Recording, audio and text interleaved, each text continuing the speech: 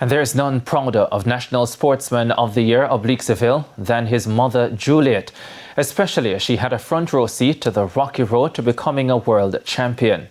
Denise Walters has this TVJ Sports follow-up.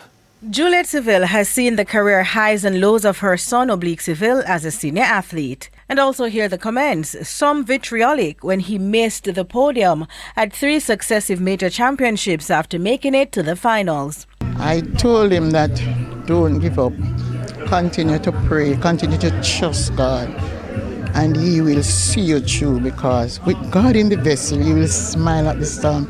I always keep on praying and say, this is not the end. Your time will come, so hold the faith.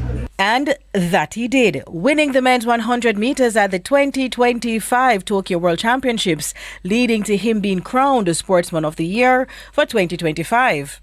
I am so proud. I'm feeling very good, because struggling, coming from a mighty long way, but through God's grace and His mercy, He has achieved. And I am happy for him.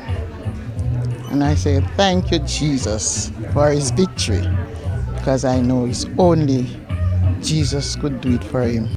And despite the lows, Mrs. Seville believes the faith and humility led to the highs.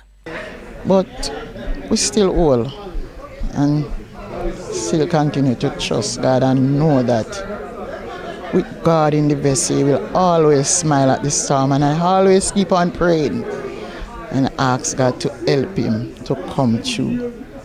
And God has been good. It was a journey, but when you trust God. And I always say to stay humble. Interestingly, she revealed early on he knew the career path he wanted and who he wanted to coach him on his journey. We go to church on Sundays, and he will run from the district that I live straight to church. And he will run home back. And I remember one evening he come from school and he said to me, Mommy, you know, say, how the man will train Usain Bolt, Mama for train me, just like that. And I said, okay. And that was his desire, and he got it. Denise Walters for TVJ Sports.